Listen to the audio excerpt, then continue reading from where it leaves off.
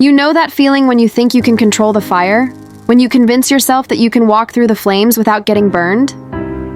That was me. My name is Amber, and I spent a year building the perfect lie, only to watch it crumble in one night. If I could go back and take back what I said, what I did, I would give anything. But once a lie leaves your mouth, you can't call it back. It's out there, and it doesn't stop destroying until it's done with you. For years, I told myself I had a good marriage. My husband Michael was kind, hardworking, a man who believed in loyalty and routine. But that's the thing about routine. It makes you stop feeling alive. We had been married almost 10 years, and somewhere along the line, I started mistaking comfort for boredom. We didn't fight, but we didn't laugh much either. We talked about bills and errands and his job, never about feelings or dreams. He'd come home tired, I'd smile and ask about dinner, and we'd sit in silence, pretending everything was fine. Then came Ryan. He worked at the community center where I volunteered. Funny, confident, a little rough around the edges. He noticed me in a way Michael hadn't in years. It started small, coffee after meetings, harmless compliments, late-night texts that I told myself were friendly. But you know how it goes. One boundary slips, then another, until the line between right and wrong blurs completely. For months, I convinced myself that Ryan was just a friend who understood me better than my husband did. But deep down, I knew what I was doing. Every time I deleted a text, every time I lied about where I was going, a part of me knew this wouldn't end well. And still I did it. Because it felt good to be seen again. It felt good to matter. Then came the night everything fell apart. Michael wasn't supposed to come home early. He was at a business dinner 2 towns over. At least that's what I thought. I was at Ryan's apartment, sitting on his couch, talking about how tired I was of pretending everything was fine at home. I remember my phone buzzing. I glanced down and saw Michael's name flash across the screen. I didn't answer. I didn't even think about it. But 20 minutes later, the front door opened. Michael stood there. For a second, the world froze. My breath caught in my throat and my mind went blank. Ryan stood up startled, saying my name, but I couldn't even move. Michael's face, it wasn't anger at first. It was disbelief. Like his brain couldn't process what his eyes were seeing. Then the shock hardened into something else. He didn't yell. He didn't throw anything. He just looked at me and said in this low, trembling voice, "Tell me this isn't what it looks like." And I did the worst thing imaginable. Instead of telling the truth, instead of admitting what I'd done, I panicked. I said, "It's not what it looks like. He forced me." The second the words left my mouth, I wanted to swallow them back. But Michael froze again, staring between us, trying to make sense of what I'd just said. Ryan's face drained of color. "What?" he stammered. "Amber, what are you talking about?"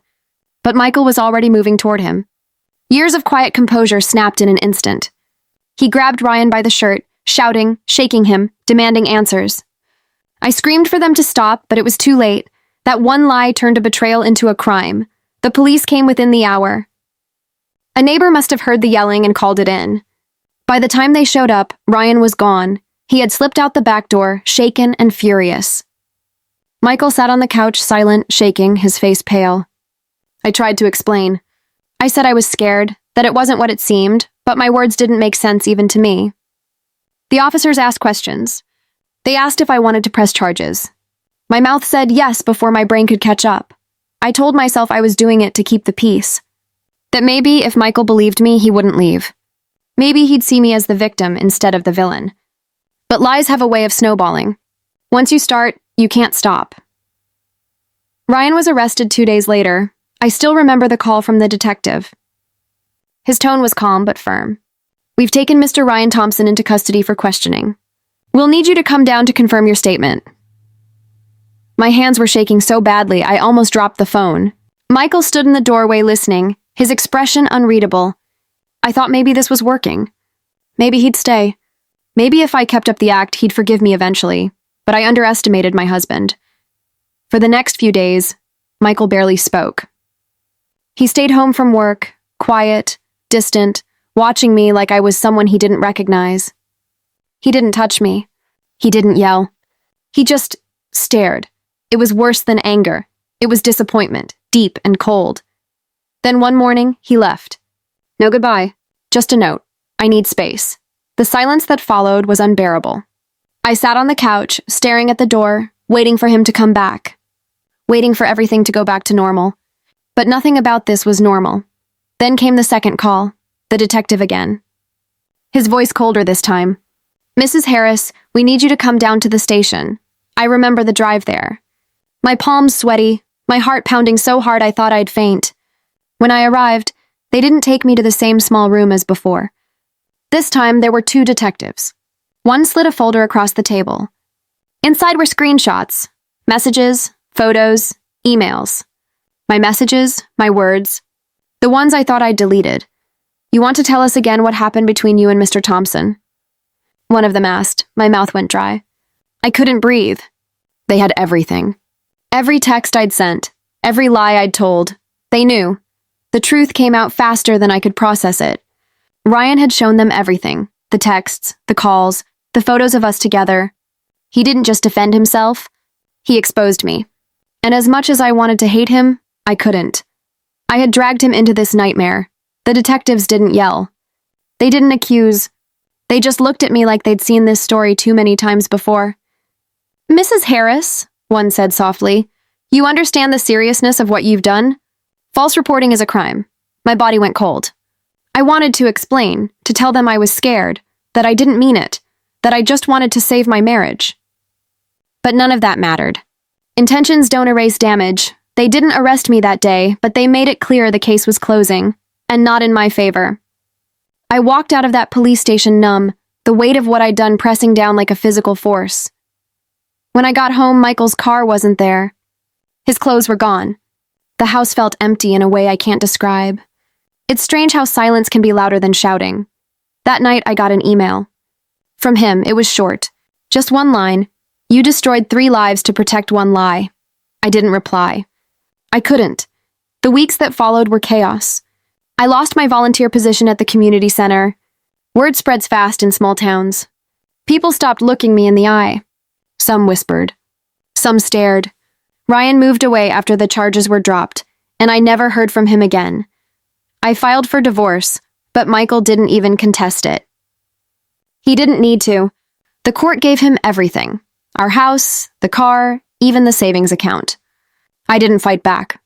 I couldn't, because I knew I deserved every bit of it. It's been 2 years now.